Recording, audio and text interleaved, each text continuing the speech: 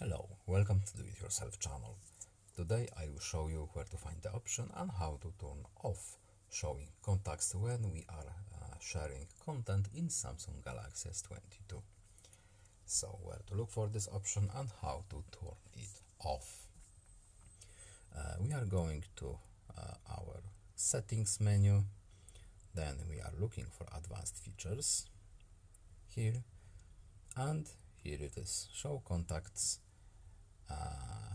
when sharing content. By default this option is turned on.